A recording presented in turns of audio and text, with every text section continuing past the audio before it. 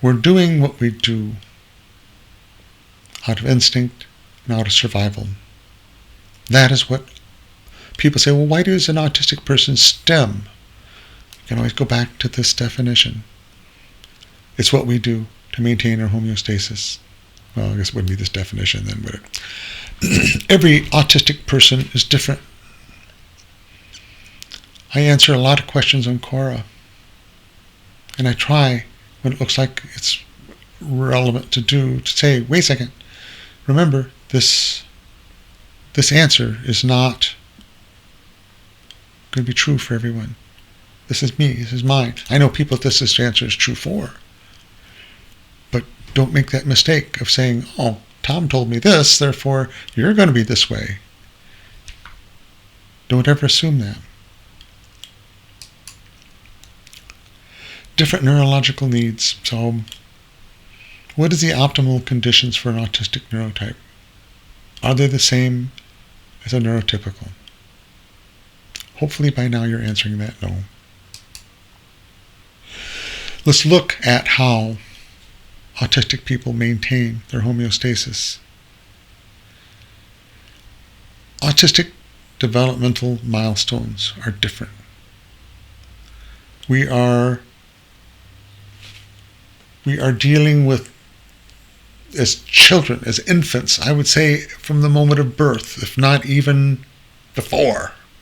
Who knows? I don't know if wombs are neurodiverse compatible or not. I would assume they are. So let's say it's after birth. Different developmental milestones. It means that as we're developing, and well, this would be the next part. As we're developing,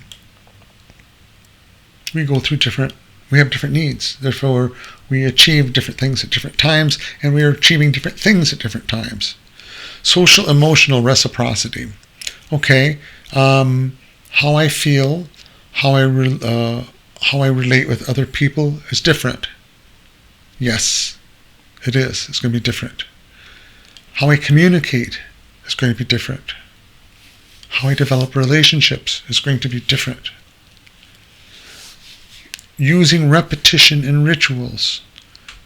It's how we maintain our homeostasis. Focusing in on something, repeating something takes less brain power. And that's what we're constantly stressed out. Just being autistic, but then you throw us into a society or a classroom or whatever that is disrupting our homeostasis.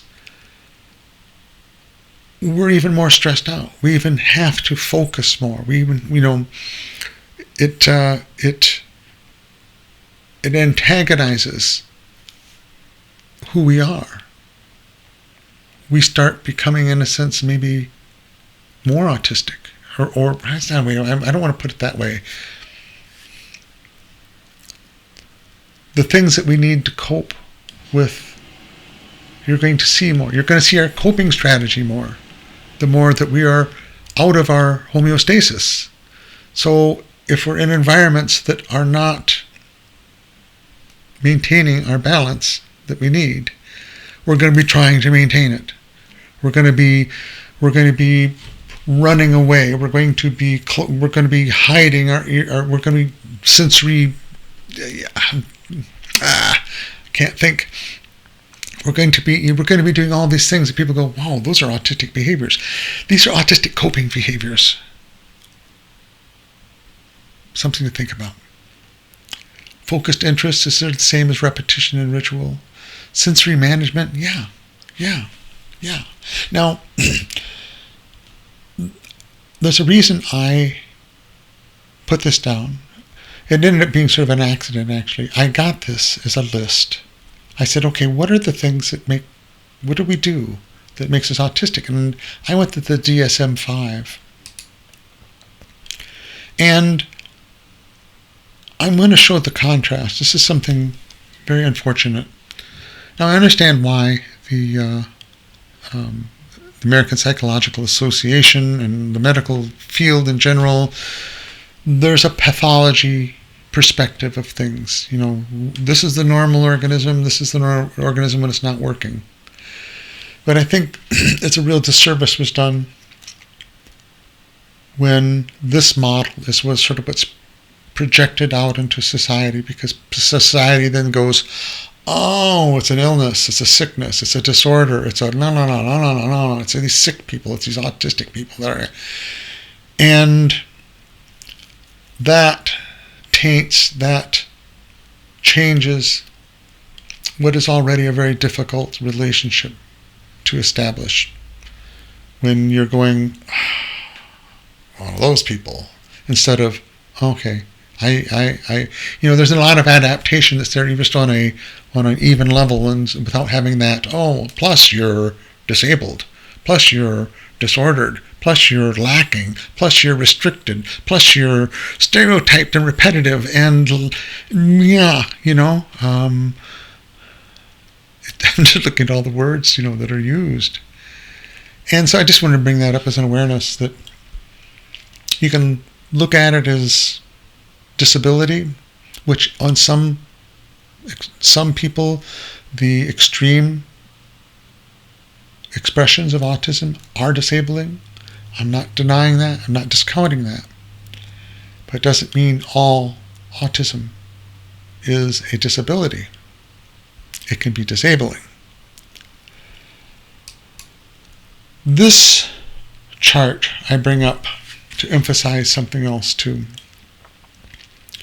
When do we need to start maintaining our homeostasis? I say it is from the moment we're born. I mean, that's not rocket science to have come to that conclusion, but what I think people need to be aware of is, what is that infant trying to do? What is that infant trying to maintain? Their homeostasis. What is it parents do with kids? They help them maintain their homeostasis. They teach them how to maintain their homeostasis. What do we do as adults? What do we do until we kick this planet and we leave our mortal coil behind? We're trying to maintain homeostasis. My point of all this is that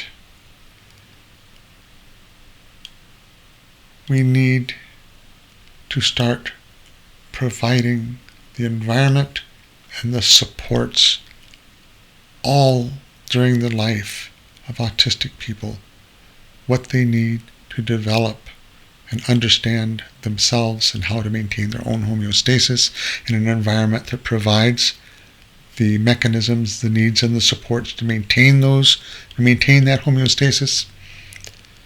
All of this is the big reason why there's the pain and suffering in my community. What I went through, what all the people I talk to have gone through, and what is continually going to be happening until we address this. We need, as neurodiverse people, to have a place that we can be stable in society, in our homes, in our families. And it just makes life so much more difficult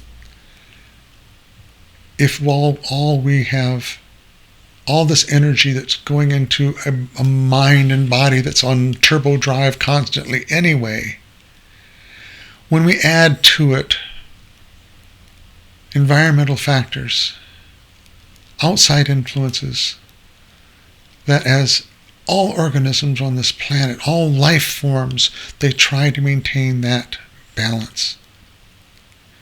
That's what we need. I don't know how else to present this,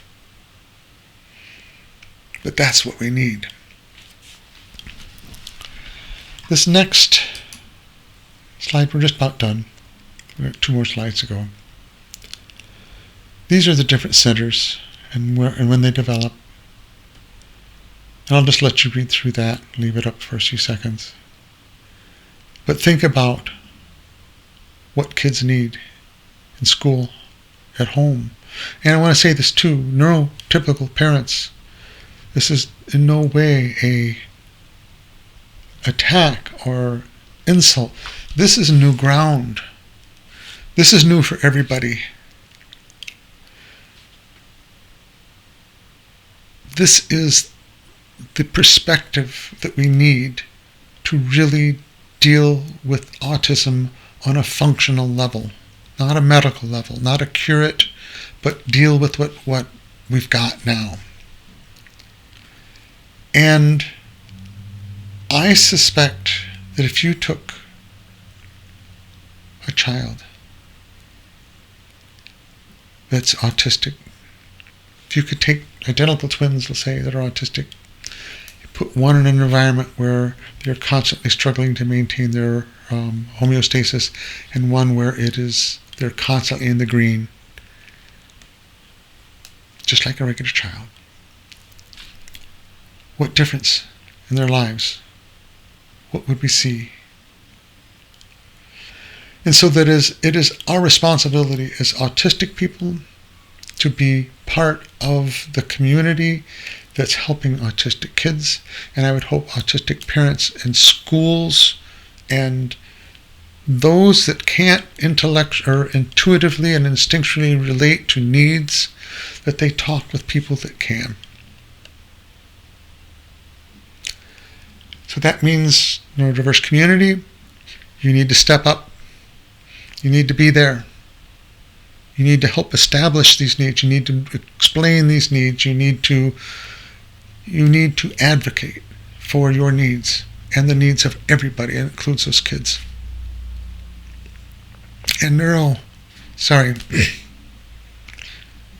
neurotypical people, don't misunderstand our struggle to maintain balance as not wanting to be part of society. It's just that we don't have the energy. We don't have the means.